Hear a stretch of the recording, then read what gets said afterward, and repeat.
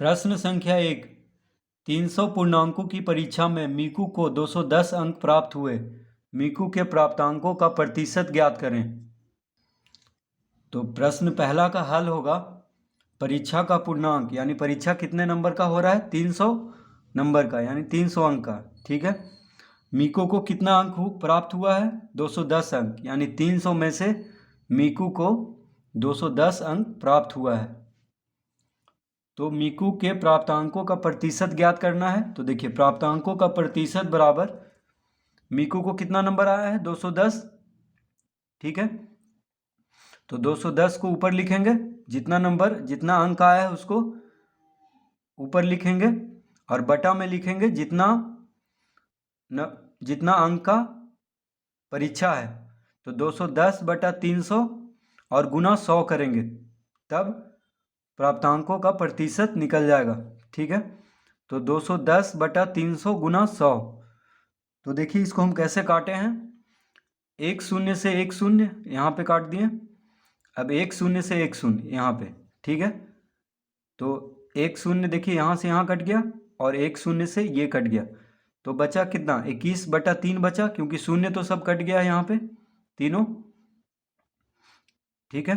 तो 3 सते 21 काट दिए, 3 सते 21, 3 से 21 7 बार में कट जाएगा। तो 7 गुना 10, 10 है यहाँ पे, एक शून्य कट चुका है। तो 7 गुने 10 कितना हो गया, 70%, यानी मीकू को 70% ज्ञात हुआ है। तो मीकू के प्राप्तांकों का प्रतिशत कितना हो जाएगा, 70%। तो जब भी प्रतिशत निकालना हो तो जितना अंक प्राप्त हुआ है उसको ऊपर रखेंगे और बटा में लिखेंगे जितना का परीक्षा का पूरा अंक है। ठीक है, जितना का परीक्षा हो रहा है, यानी 300 से भाग देंगे 210 को। ठीक है। तो 210 बटा 300 गुना 100, तब ये प्रतिशत में बदल जाएगा। प्रश्न संख्या 2।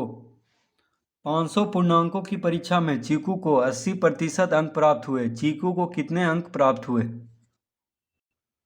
तो दूसरा में है परीक्षा का पूर्णांक, यानी परीक्षा कितने अंक का हो रहा है, कुल मिला के 500 अंक का हो रहा है परीक्षा। चीकू को कितना आया है, चीकू को प्राप्तांकों का प्रतिशत, यानी चीकू को आया है 80% अंक। ठीक है।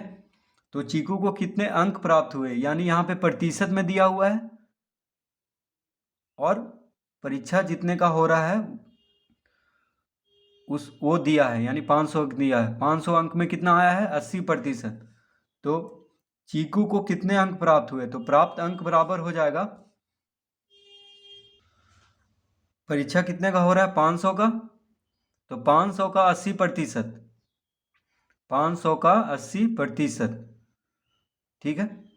तो प्राप्त अंक हो गया, यानी चीकू को अंक प्राप्त हुआ है 500 का 80%, क्योंकि कुल परीक्षा जितने का हो रहा है वो है 500 अंक, जिसमें कि 80% चीकू को आया है।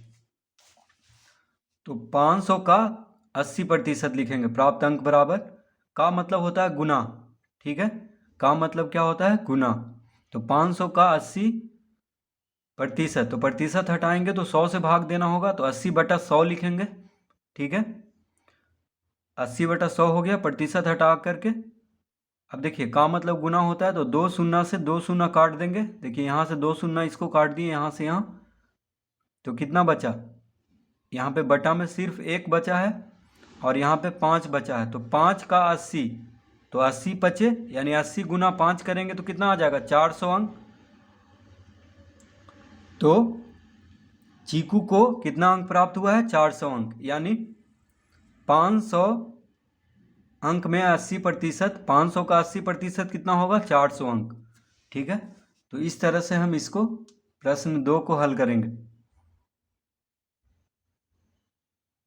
प्रश्न 3। प्रणव का भार अपने छोटे भाई के भार से 20% अधिक है, यानी प्रणव का भार जो है अपने छोटे भाई के भार से 20% अधिक है। यदि उसके छोटे भाई का भार 30 किलोग्राम है तो प्रणव का भार ज्ञात करें। अब देखिए, प्रणव के छोटे भाई का भार दिया है 30 किलोग्राम और कह रहा है कि प्रणव का भार जो है छोटे भाई से 20% अधिक है। तो प्रणव का भार निकालना है इसमें। तो प्रश्न 3 में देखिए दिया हुआ है, प्रणव के छोटे भाई का भार 30 किलोग्राम ठीक है, यानी प्रणव के छोटे भाई कितना किलोग्राम का है, 30 किलोग्राम का। तो प्रणव का भार पूछ रहा है और कह रहा है कि छोटे भाई के भार से 20% अधिक है। तो देखिए छोटे भाई का भार दिया है 30 किलोग्राम, तो 30 जोड़ 30 का 20%, क्योंकि 20% अधिक है। तो देखिए 30 का 20% निकाल करके 30 से जोड़ देंगे, यानी 30 का 20% निकाल करके प्रणव के छोटे भाई का भार से जोड़ देंगे। तो प्रणव के छोटे भाई का भार है 30, 30 जोड़ 30 का 20% हम लिखेंगे, तब प्रणव का भार निकल जाएगा। तो देखिए 30 जोड़ 30 का 20% का मतलब होता है गुना। ठीक है, तो प्रतिशत हटाएंगे तो 20/100, यानी प्रतिशत हटाएंगे तो बटा में 100 आ जाएगा, तो 20/100 लिख लेंगे। अब का मतलब होता है गुना, तो गुना के जैसा इसको हल करेंगे। देखिए एक शून्य से एक शून्य काट दिए, फिर एक शून्य से एक शून्य कट गया, तो नीचे कितना बचा, 1 बचा। और यहाँ पे 3 का 2, यानी 3 गुना 2, 3 दूना कितना हो गया, 6। तो देखिए 30 का 20%, 6 किलोग्राम आ गया। तो अब 30 में जोड़ देंगे 6, तो 30 जोड़ 6 कितना हो गया, 36 किलोग्राम। यानी प्रणव का भार कितना है, 36 किलोग्राम। और प्रणव के छोटे भाई का भार दिया हुआ है 30 किलोग्राम। तो इस तरह हम इसको हल करेंगे।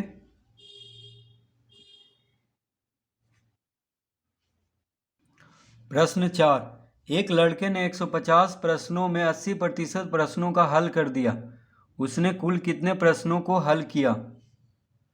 तो प्रश्न 4 का हल होगा, लड़के द्वारा हल प्रश्न। कह रहा है एक लड़के ने 150 प्रश्नों में 80% प्रश्नों को हल कर दिया है।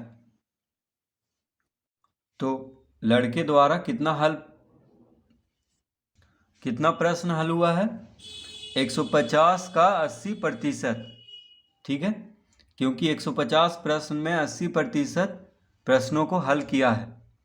तो देखिए कितना प्रश्न हल किया है, तो बस 150 को गुना कर देंगे 80% से। का मतलब क्या होता है, गुना। तो 150 का प्रतिशत हटाएंगे तो 80/100 हो जाएगा, यानी बटा में 100 आ जाएगा। प्रतिशत हटाएंगे तो अब देखिए गुना के जैसा हल करेंगे, तो एक शून्य से एक शून्य, फिर एक शून्य से एक शून्य।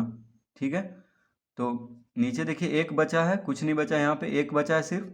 तो 15 का 8, यानी 15 गुना 8, 15 8 कितना होता है, 120। तो लड़के द्वारा कितना प्रश्न हल हुआ है, 120 प्रश्न, यानी उसने कुल 150 प्रश्न में 120 प्रश्न को हल किया है। प्रश्न संख्या 5, रामकृष्ण के विद्यालय के 600 विद्यार्थियों ने 80% ने प्रथम श्रेणी से उत्तीर्णता प्राप्त की। उस विद्यालय में कुल कितने छात्रों ने प्रथम श्रेणी से उत्तीर्णता प्राप्त की। प्रश्न संख्या 5, विद्यालय में प्रथम श्रेणी से उत्तीर्णता प्राप्त करने वाले छात्रों की संख्या। कह रहा है कि रामकृष्ण के विद्यालय के 600 विद्यार्थियों में 80% ने प्रथम श्रेणी से उत्तीर्णता प्राप्त की, यानी 80% विद्यार्थी उत्तीर्णता प्राप्त की है। किसमें, तो 600 विद्यार्थी में, यानी कुल विद्यार्थी वहाँ पे कितना है, 600 विद्यार्थी, लेकिन 80% विद्यार्थी ही उत्तीर्णता प्राप्त की है। ठीक है, पास हुआ है प्रथम श्रेणी से। तो विद्यालय में कुल कितने छात्रों ने प्रथम श्रेणी से उत्तीर्णता प्राप्त की, तो 600 का 80% का मतलब क्या होता है, गुना। तो 600 का 80/100 हो जाएगा, प्रतिशत हटाएंगे तो। अब देखिए गुना के जैसा हल करेंगे तो 2 शून्य से 2 शून्य कट गया। अब 6 गुना 80 करेंगे तो 80 छक कितना होगा, 480। यानी विद्यालय में प्रथम श्रेणी से उत्तीर्णता प्राप्त करने वाले छात्रों की संख्या कितना है, 480। ठीक है, 600 विद्यार्थी में 480 विद्यार्थी प्रथम श्रेणी से उत्तीर्णता प्राप्त की है। प्रश्न संख्या 6, मुकेश 500 रुपया लेकर बाजार गया, जिसमें से उसने 45% खर्च कर दिया। मुकेश ने कुल कितने रुपये खर्च किया। तो इसमें हम लिखेंगे मुकेश द्वारा खर्च किया गया रकम। अब देखिए यहाँ पे कह रहा है मुकेश 500 रुपया लेकर बाजार गया। कितना रुपया लेकर के बाजार गया है, 500 रुपया, जिसमें से उसने 45% खर्च कर दिया है, यानी 500 रुपया का 45% खर्च कर दिया है। ठीक है, तो मुकेश ने कुल कितने रुपये खर्च किया? तो मुकेश कितना रुपया खर्च किया है? तो 500 का 45%। ठीक है, तो का मतलब क्या होता है? गुना। तो 500 का 45% यानी प्रतिशत हटाएंगे तो बटा में 100 आएगा, यानी 100 से भाग देंगे, प्रतिशत हटाएंगे तो 500 का 45/100। अब गुना के जैसा हल करेंगे तो 2 शून्य से, देखिए 2 शून्य कट गया, तो 45 गुना 5 कितना हो जाएगा? 225। तो मुकेश द्वारा खर्च किया गया रुपया कितना है? 225 रुपया। ठीक है, यानी 500 का 45% कितना होगा? 225 रुपया मुकेश बाजार में खर्च किया। ठीक है, प्रश्न संख्या 7, 400 पूर्णांकों की किसी परीक्षा में 364 अंक प्राप्त करने पर प्रतियोगिता में उत्तीर्णता प्राप्त हो जाती है। कम से कम कितने प्रतिशत अंक प्राप्त करने पर उस प्रतियोगिता में उत्तीर्णता प्राप्त होती है? तो प्रश्न 7 में देखिए, प्रतियोगिता में उत्तीर्णता प्रतिशत। तो 7 में कह रहा है कि 400 अंक का परीक्षा हो रहा है। ठीक है, जिसमें कि 364 अंक लाने पे पास होता है कोई, यानी उत्तीर्णता प्राप्त होती है। कम से कम कितने प्रतिशत अंक प्राप्त करने पर उस प्रतियोगिता में उत्तीर्णता प्राप्त होती है? तो ये कैसे निकलेगा? तो देखिए 364 अंक में उत्तीर्णता प्राप्त होती है, तो उसको ऊपर लिखेंगे और फिर 400 से भाग देंगे। तो 400 क्या है? यानी 400 अंक का परीक्षा हो रहा है, तो 400 से भाग देंगे, यानी 364/400 गुना 100। ठीक है, प्रतिशत निकालने के लिए तो उत्तीर्णता का प्रतिशत पूछ रहा है, तो 364/400 गुना 100 करेंगे तब प्रतिशत निकलेगा, यानी जितना अंक चाहिए पास होने के लिए उसको यहाँ पे लिखेंगे 364, उसको कि 400 से भाग देंगे, तो 364/400 लिखेंगे और गुना 100 करेंगे प्रतिशत में बदलने के लिए। तो देखिए 2 शून्य से 2 शून्य कट गया, गुना है तो काटेंगे इसको, देखिए 2 शून्य से 2 शून्य कट गया। अब देखिए 4 से 364 काटेंगे तो 4 नंबर 36, 4 नंबर 36 और 4 बचा, तो 4 गुने 1 4, यानी 91 चौक 364 होता है। ठीक है, तो 4 से 364 कितना बार में कट गया? 91 बार में। तो 91 गुना 1, यहाँ पे 1 बचा है, तो 91 गुना 1 91 होगा, तो बराबर कितना हो जाएगा? 91%। यानी प्रतियोगिता में उत्तीर्णता प्रतिशत कितना है? 91%। प्रश्न संख्या 8, राधा ने 300 पूर्णांकों की परीक्षा में 84 अंक प्राप्त किया, तथापि वह 15 अंक से फेल हो गई। उत्तीर्णता का न्यूनतम प्रतिशत क्या है? तो प्रश्न 8 में देखिए, राधा ने 300 पूर्णांकों की परीक्षा में, यानी परीक्षा कितना का हो रहा है? 300 अंक का, तो परीक्षा का पूर्णांक बराबर 300 लिखेंगे। उत्तीर्णता के लिए अंक, उत्तीर्णता के लिए अंक कितना चाहिए? तो राधा जो है 84 अंक लाई थी, लेकिन वह 15 अंक से फेल हो गई, तो अगर 15 अंक उसको आ जाता तो वह पास हो जाती। तो उत्तीर्णता के लिए अंक कितना चाहिए था? 84 जोड़ 15 यानी 99, लेकिन उसको 84 ही आया था, तो उत्तीर्णता के लिए अंक कितना हो गया? 99।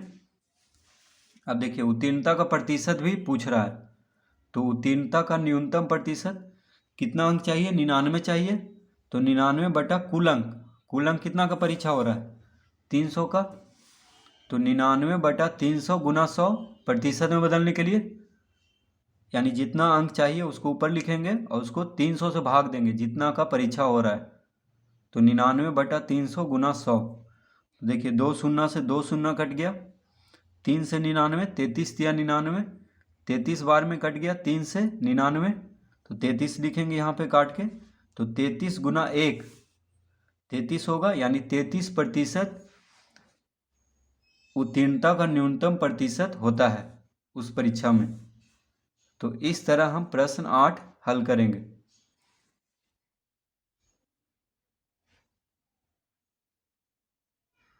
प्रश्न संख्या 9। एक आदमी को प्रति माह 8,000 रुपया वेतन मिलता है। वह जून माह में अपने वेतन का 80% पारिवारिक कार्य में खर्च करता है। उस माह में वह आदमी कुल कितने रुपये खर्च करता है तथा कितने रुपये की बचत करता है? तो प्रश्न 9 में हम लिखेंगे जून माह में उस आदमी द्वारा खर्च किया गया रकम। अब देखिए, यहाँ पे एक आदमी को प्रति महीना यानी हर महीने उसको 8,000 रुपये का वेतन मिलता है, ठीक है, उस आदमी को। तो जून महीना में क्या करता है, वह 80% अपने वेतन का खर्च कर देता है पारिवारिक कार्य में। तो उस माह में यानी जून महीना में वह आदमी कुल कितने रुपये खर्च करता है? तो देखिए हम लिखेंगे यहाँ पे जून माह में उस आदमी द्वारा खर्च किया गया रकम बराबर 8,000 का 80%। 80% खर्च करता है 8,000 रुपया का। तो का मतलब होता है गुना, प्रतिशत हटाएंगे तो बटा में 100 आएगा, यानी 100 से भाग देंगे तो 2 शून्य से 2 शून्य कट गया, ठीक है। तो 80 का 80, 80 का 80 यानी 88 64 और 2 शून्य, तो 6400। 80 का 80 यानी 80 गुना 80 बराबर 6,400 रुपया। तो जून महीना में उस आदमी द्वारा कितना खर्च हुआ? 6,400 रुपया, ठीक है। अब पूछ रहा है कि तथा कितने रुपए की बचत करता है। तो जून महीना में देखिए कितना रुपया का बचत हुआ है। तो जितना उसका आमदनी है 8,000 रुपया में से खर्च हो रहा है जितना, उसको घटा देंगे तो 8,000 माइनस 6,400 कितना आएगा इसका उत्तर? शून्य में से शून्य गया शून्य, देखिए शून्य में से शून्य गया शून्य, 10 में से 4 गया 6, 7 में से 6 गया 1, यानी 1,600 रुपया का वह जून महीना में बचत करता है। तो इस तरह से प्रश्न 9 हल करेंगे।